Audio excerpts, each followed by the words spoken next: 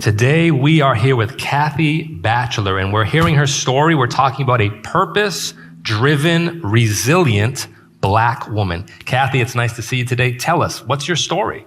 Well, good to see you, David. Yeah. My story started 60 years ago, and I'm not ashamed to say that. I just had a birthday on Wednesday. And I grew up in Oakland, California. Okay. My mother, my father, and my 6 siblings. We grew up in the inner city in a 900 square foot house. So you can imagine 9 people in a 900 square foot house. Yes, we were very close. But my mother was a very organized person. And so she ran that house like a well-oiled machine. Okay. And I think that's part of where my resilience started, just seeing her, with her being a role model. My father was very resilient too. He worked for a health food company. Okay. And my mother worked for a candy factory, and you would think a candy factory and 7 kids would be the happiest kids. But my mother was very disciplined, and she only brought candy home on Christmas and Easter. Okay. However, growing up in Oakland, I never really thought that I was deprived or anything, because my parents always made sure we had what we needed. They worked hard. They were kind people too. So a lot of people did things for us to help our family with all the children and everything. And so seeing what they did really helped me to see how nice it is for somebody to help out somebody else. And that was something that I wanted to do as a little girl, seeing that I wanted to do that when I grew up. So my goal was to help others, even as a little girl. Okay. So that's part of your purpose. That's part of my purpose, yes. Because my purpose as an adult is to add value to others, to help others. Okay. Mm-hmm. So what has that done in terms of that value of helping others to make you resilient? Well, it started in 3rd grade. My favorite teacher, Carol Anderson. Okay. And I really admired her. Number one, she was a very nice teacher. But what I saw in her, as a young Black girl growing up, she was a Black teacher, and she traveled the world. We were in 3rd grade, and she would come back after summer break and tell us about her trips to Africa and to Europe. And in my mind, I was thinking, man, I want to do those things too. So she gave me hope of some of the things that I could do. Now, growing up in the inner city, we didn't travel much. We didn't have a lot of money. The main traveling we did was to go see our relatives in Florida, in Pensacola, Florida. So we would, all 9 of us, hop in a station wagon and drive from California to Florida. That's a long trip. Every Christmas. Yes, it was a long trip. Sounds like fun too. Yeah, I guess you could call it that. Yeah. So we didn't stay in hotels. We didn't eat in restaurants. We slept in the car. Okay. My mother packed up the food, and we went on our trip, our 3-day trip through across the country to Florida. As I'm thinking about it, that's, resilience there, to be able to spend that amount of time in a car with 8 other people. That's something. Yeah, in a station wagon. In a station wagon, right. So, so we didn't travel much, but my teacher, she just gave me something to dream about. And so I said, that's something I want to do. So I was a fairly good student in elementary school and high school. I got good grades, and I wanted to go on to college, and that was my hope and my desire. And that was something my parents instilled in all of the children, to go on to college and get higher education. And my thought was, because I've always wanted to help people, so my thought was, I want to be a doctor. Oh. So I went to college the first year, and I took a biology class, and I failed. David, on my transcripts, the very first grade is my biology grade, and it's an F. Oh, no. And I was like, oh, my goodness, why does that have to be the first grade on my transcript?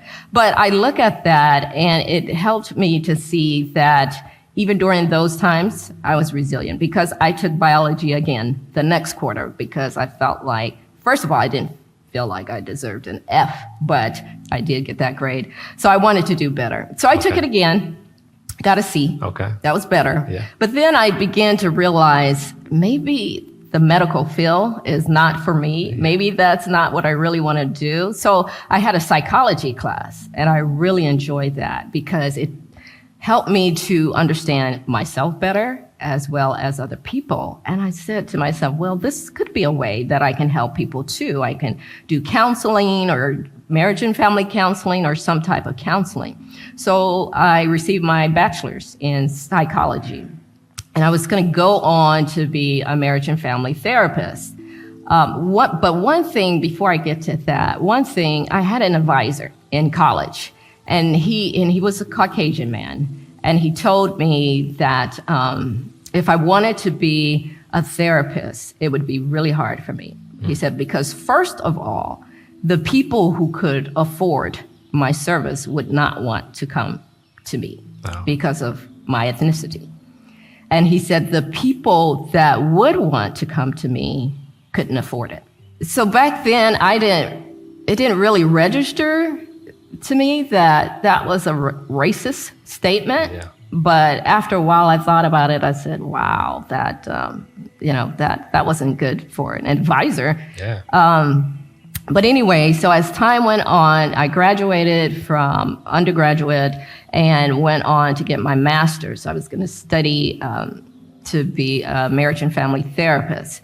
But along the lines, I decided that wasn't the route I wanted to go because I didn't feel like I wanted to hear people's problems every day. It's like, I don't know if I want to do that. I want to do something a little bit more exciting.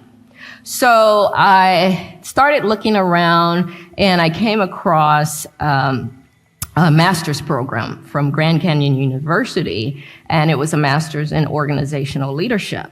And that was more in line with what I wanted to do because it was like, well, I can provide resources to people and help them to better themselves, and then I can move on to the next person or whatever. Okay. So I kind of got ahead of myself. Before all of that, after I finished undergraduate, I met the love of my life, my husband, and we got married. 3 years later, we had a daughter, Christina. And growing up, I was a very shy person. I had low self-esteem. I was a little, I guess, concerned that maybe people didn't really like me or wanted to listen to me, and partly being, the color of my skin, because going to school and places I worked, I was usually in the minority. And so I kind of felt a little, kind of apprehensive about really letting people get to know me or talk to them. So as I moved through life, very timid, very shy, had low self-esteem. Once my husband and I had our daughter, Christina, I didn't want her to have a mother that was insecure. I wanted her to have a mother that could be a good role model for her. So I said to myself, I want to make sure that I present myself as somebody with confidence and somebody that valued myself. And so I wanted to be resilient for her. So as time went on, I decided I would, continue my education, and I did complete my master's in organizational leadership. Congratulations. Thank you. Yeah. And so at that time, I was working for a company, and it was always my desire to kind of move up in an organization. I started out at Levi Strauss & Company in San Francisco, and I worked in human resources at that time, but I was an admin assistant. And I had a goal to be able to move up in the ranks in the move up the corporate ladder and become vice president. Oh, wow. But things changed. And my daughter, after she was born and became school age, I decided I wanted to homeschool her. because I wanted to make sure she had the foundation that I wanted her to have. And so my plan was to homeschool her, for as long as I could. However, in fourth grade, she decided that I wanted, try going to traditional school because I want classmates, I want that experience. And I appreciated her expressing what she wanted to do. So put her in school. And once she was in school, because I was working part-time jobs, but once she was in school, I started working full-time. And so I worked for different organizations, and it was still my goal to move up in the organization. I started off as an admin assistant at a different organization, and it was my goal not to stay in that role. Number one, I had degrees, and I felt like I could do a lot more and a higher level. So eventually, I did sort of move up in the ranks, but where I worked, it was really difficult to do that because there really weren't any jobs for women. It was mostly men who had the higher jobs, and it was like, well, I'm determined. And so I would go to my boss and just try to create my own job that I could move into. And he told me, and he was like, well, you probably shouldn't try and promote yourself. Just wait and see what happens. And I thought about that, and I was like, yeah, that's easy for him to say because he's already up there, he's, in a high-ranking position. So I didn't accept that. And so what I did was I continued to educate myself, become educated in the field that I was interested in. And at that time, it was human resources because I felt that's where I could really help people like I always wanted to do. So I took some classes, and then there was an opportunity that came up at work for me for an advancement from an administrative assistant to middle management. And so I applied for that job, and I did get it. And so I felt good about that. That's great. And there have been other jobs that I've felt like I was qualified for, but was told that I wasn't seen as a leader, or I didn't, fit the picture of who should be there. And I tried my hardest not to think it was because I was Black or it's because I was a woman. But in my mind, I did have some thoughts that maybe that was part of it. Okay. But a good friend of mine told me that he always felt that if he got as much education as he could, no one could say that he wasn't qualified. And if they didn't accept him, then it just wasn't for him to be there. So I took that to heart, and I said to myself, I'm going to do the best, be the best that I can be. And if for some reason I can't move forward or whatever, then it's not meant to be.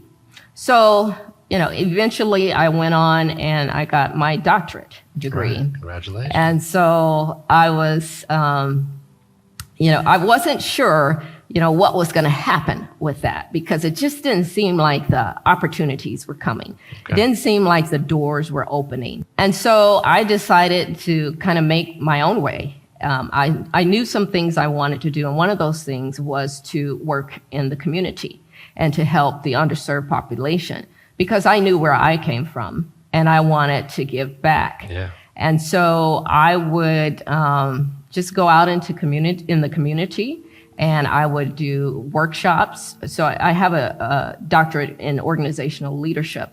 And so I would do leadership workshops, just kind of for the community. And then eventually where I worked, I was able to do some workshops through my job. I had some very supportive people there who helped me obtain resources, as well as provide locations for me to do the workshops and funds and different things like that. So I saw myself really moving into my purpose.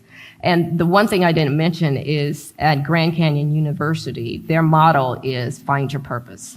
And I think that really helped me when I went to school there. Okay, so you started working, you had purpose, you started seeing it at a young age. Yes. But when was it that it really flowered? I believe it really flowered when my daughter went off to college, because before that time, I was really focusing on her. My husband and I were focusing on her, making sure she got a good education.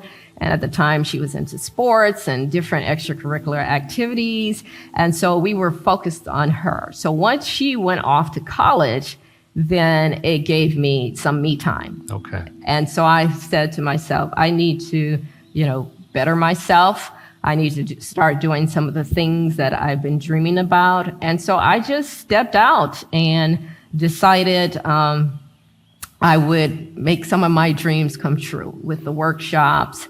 Not only was I doing leadership workshops, but I'm really, I'm a real health proponent. Okay. I believe in the importance of taking care of your body, your mind, your soul. And so I try to, take care of myself through exercise and different things like that, and then share that with other people. So I was out in the community giving seminars on health and wellness, as well as just how to take care of your home, clean air quality, different things like that to help people have a better quality of life. Very practical. Yes. Yes. Yes, practical things. And that's a good word to use, because that's the way I am.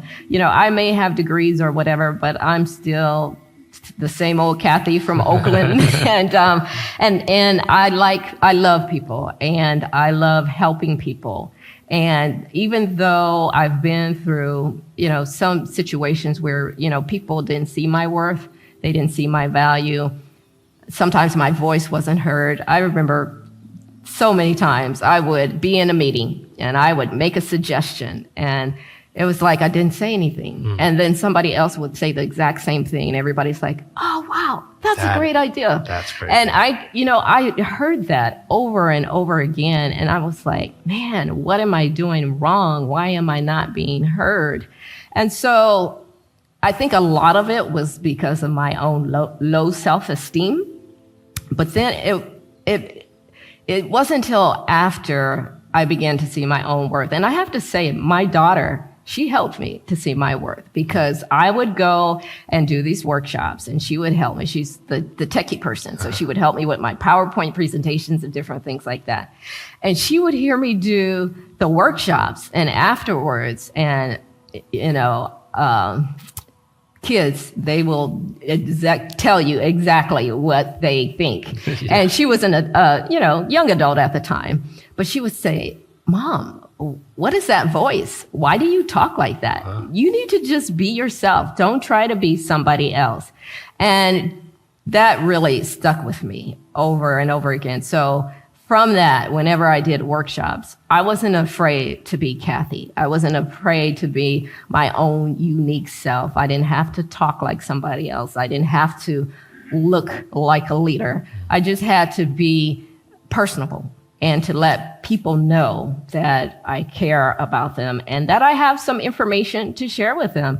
It wasn't like I was this expert, but these were the things that helped me, and I wanted to help somebody else. And so workshop after workshop, after I continue to do those workshops, it really helped me to see my own value.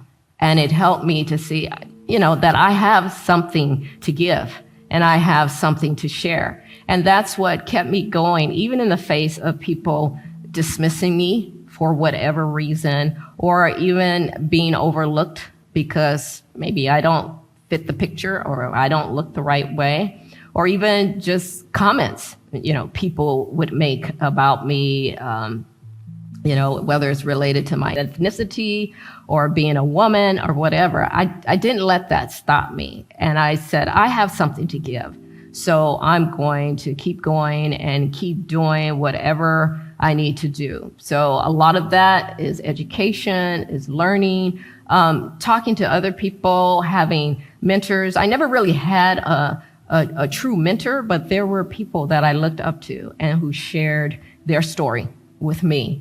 And so for me, I was like, I need to do this. I need to share with others because there could be somebody else who's going through the same thing that That's right. I've been through. And if my story can help them, I'm Yes. always, ready to Yeah. share and help. And there may be someone that's watching right now and they're resonating with what you're saying. Yes. So I think people can resonate with your story from different backgrounds, but Yes. I think especially Yes.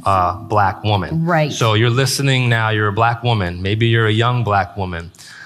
Kathy, speak directly to them. What would you tell a young person that's just coming up? They're trying to make sense out of life. They're trying to make decisions. What would you tell them so that they can become that purpose-driven, resilient Black woman? So what I would tell them is be yourself, number one. Be who you are. We're all different. We all bring different things to the table. And those different perspectives help make this world a better place. It helps to reach different people because if we're trying to be in this cookie cutter mold, then we're leaving out a whole lot of people who need to be encouraged. I would tell this young Black woman or whatever Black woman, however old she is to tell your story. Tell what you've been through. Tell it in your own way and be proud of who you are because you have something to give. You have something that is unique. Black women have had to do what we call code switch. I don't know if you've ever heard that term before. Explain it to us. Okay, so code switch is, and I'll speak for myself. When I'm with my family, around my family, whatever, I'm not worried about splitting verbs or if I said things the correct way or whatever. I'm just relaxed and having fun and talking and joking and whatever.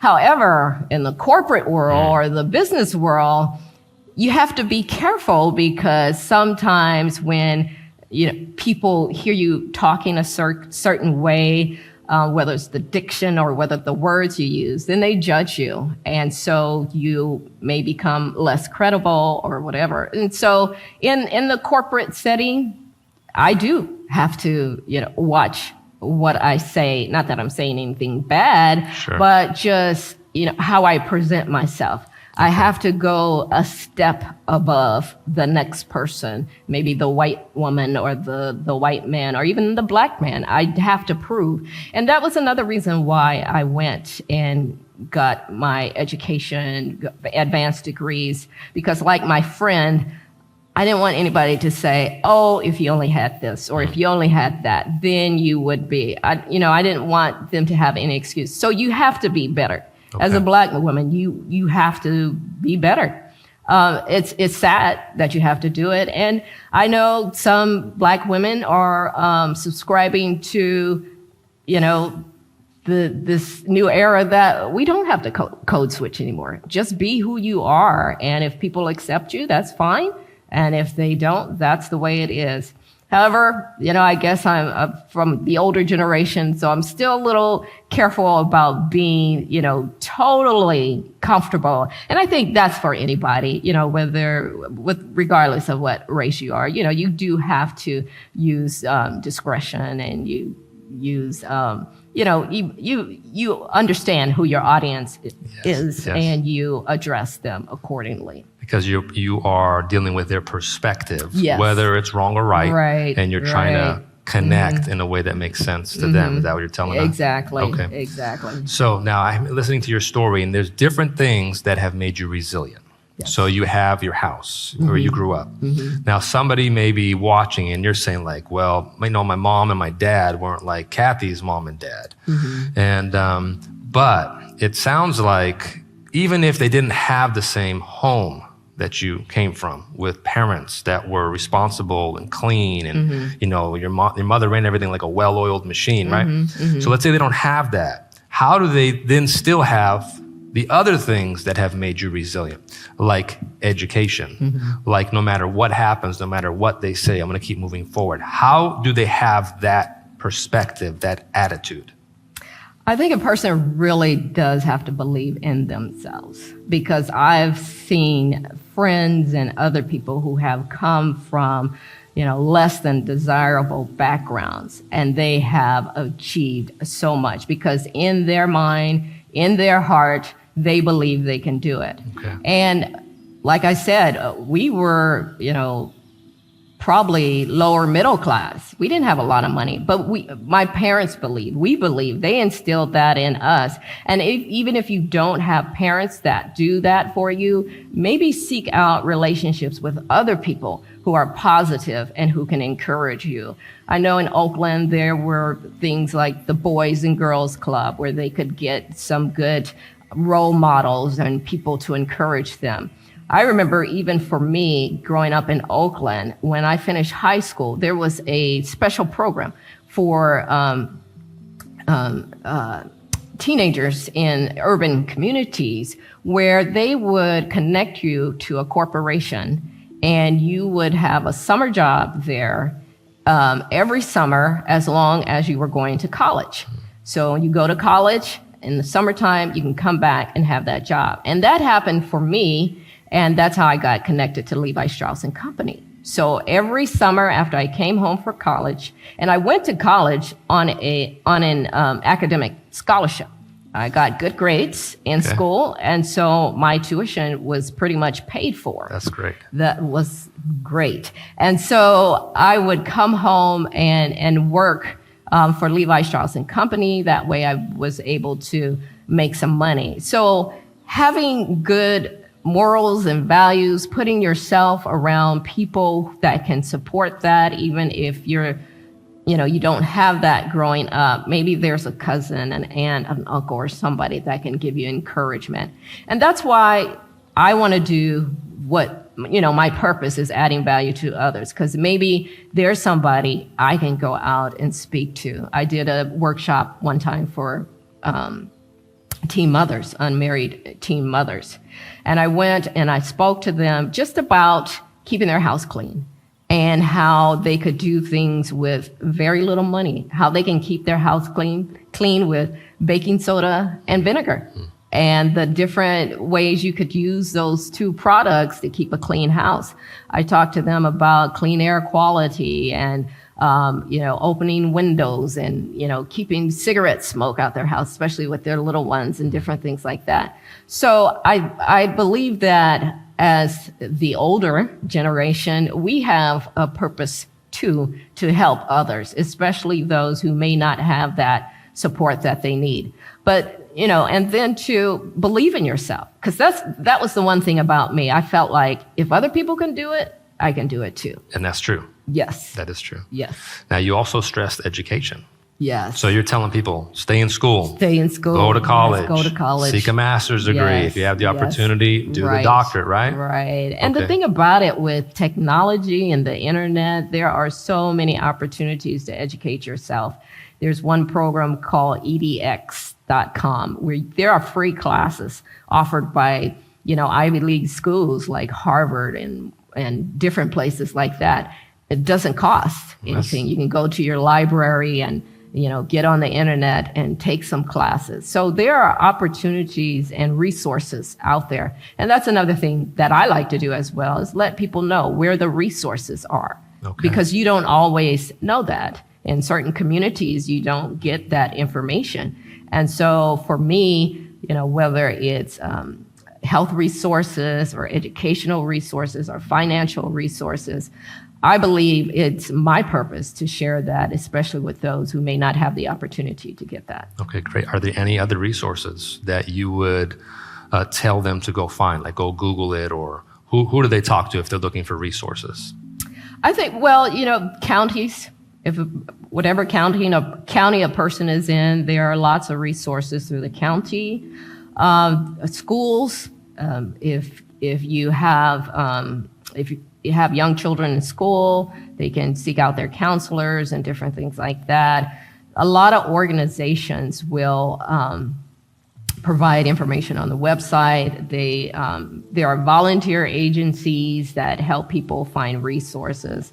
And I think it's just, our human, duty to help people that we see that need help. Okay. Even, the homeless person on the street. Maybe There's some information, you can give them some water, you can give them some food, but you can also give them some information where they can go and get help because resources are all over the place. That's great. Thank you. Yes. Now, you've talked about a lot of different things. Yes. Now, let's talk about faith. How has that played into your life in making you a purpose-driven, resilient Black woman? Well, that is the foundation because it all started with my mother and father. And I think I was about 4 years old when they decided that they wanted to, find a church home. And so a Bible worker came to our home, gave Bible studies. And so that's when we, really started getting involved in the church. And my parents wanted us to go to a private Christian school. However, with 7 kids, that's a lot of money. Yeah. But my father was a praying man. And in that little 900 square foot house, I would hear him 3 o'clock in the morning in the kitchen praying. Wow. And, I knew that it was because of the faith that he had in God that a lot of the opportunities that we had came because of God. The jobs that he and my mother got were sent from God. And then there was, like I said, there were people who helped us so that we could have better things. There was a lady in our church who decided to pay for my oldest brother to go to the private Christian school in Oakland. And so after he went, my parents were so impressed with his education. They wanted the rest of us to go. Wow. And so, long story short, things started working out financially. And so all 7 of us were able to attend the private Christian school. That is no small feat. Yes, no small feat. And so, and it took a lot of faith. Sometimes we were wondering if we would be able to go back the next year. And so we all get down on our knees and pray, and we will all be back in school the next year. Praise the Lord. And then even after elementary school, high school, we all went on to private colleges. And so our faith kept us through that as well. And just, our faith just helped us in our everyday life and just dealing with issues. When things were hard, we knew we could go to God for help. I have a question I want to ask you. As you look over your past Yes. and having to be resilient, Yes. is there maybe one experience, something difficult that you had to encounter, that you had to fight through, either something outside of you or something inside of you that you really had to fight through to remain resilient? I think it was my self-worth and my low self-esteem. Okay. Because as I mentioned, growing up, I was very quiet and shy. And I, didn't want to do much in front of people or with people, but deep down inside, I did want to, be able to talk to people, be able to share, be able to help, be able to feel comfortable in whatever situation. But it was hard for me. And so I fast forward to my daughter. It's like, I don't want to be that kind of mother for her where, she sees me as this, shrinking wallflower or whatever, afraid to speak up and talk to people. So I prayed about it. So my faith came through in that. And I was praying, God, help me, help me. And even when I did my very first leadership workshop, I was just so nervous and so afraid. But it was something I wanted to do. So I had to get out of my own head. Okay. I was in my own head that I wasn't worthy, or I didn't have anything to offer, or people wouldn't want to listen to me, or people didn't want to accept what I had to offer. And it wasn't until, I started putting myself out there. It was hard. It was really hard for me to get up there and speak in front of people or whatever. And, but the more I did it, the more confident I became. And the more people would come to me and say, thank you for, sharing that. Oh, I really appreciate the presentation. Afterwards, people would talk to me one-on-one.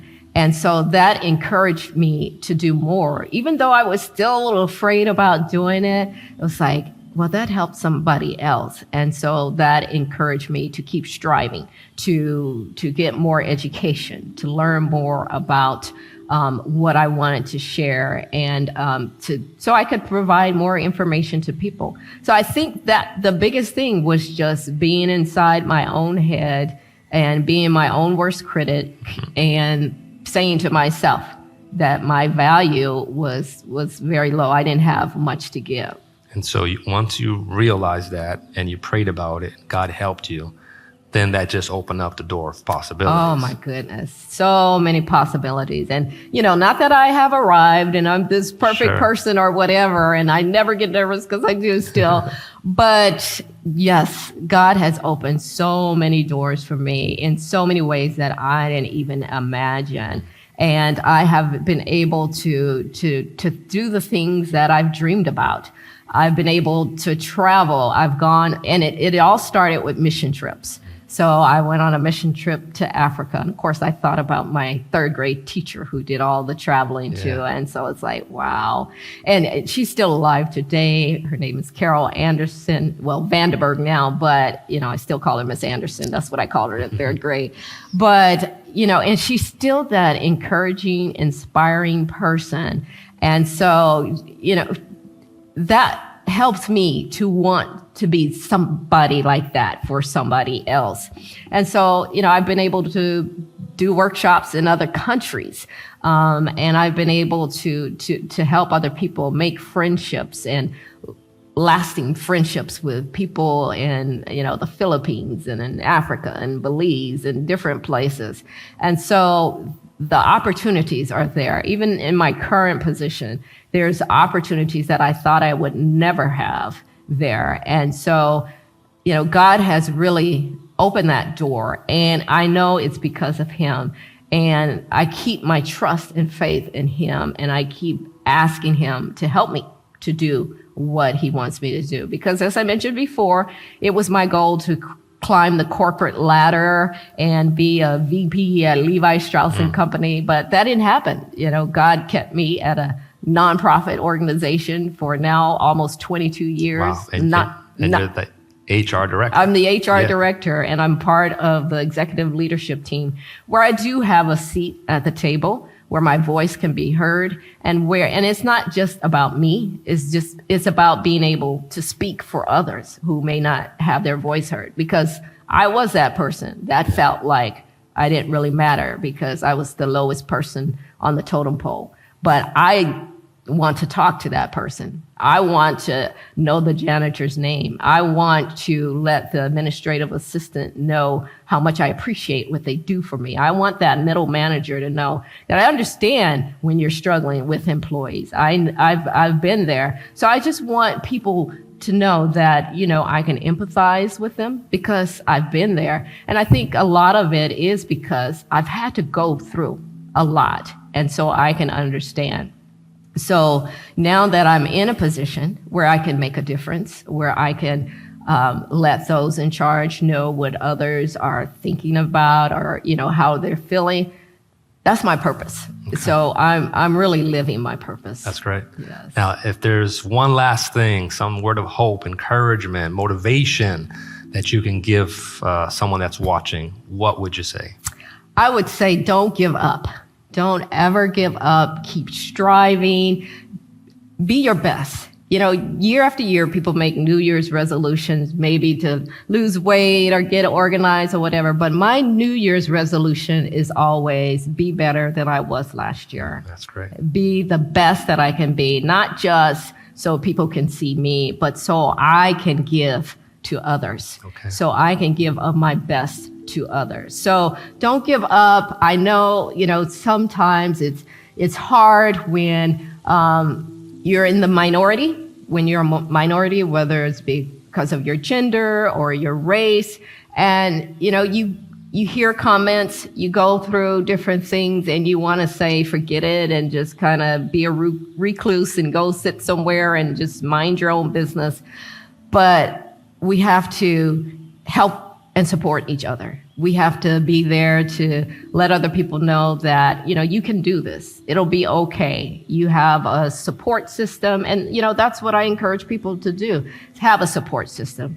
I have siblings who are there for me, rallying for me, my husband, my daughter, co-workers, different people like that. And it's important to show your concern for others, and then others will do that in return, not just to get it in return, but it feels good.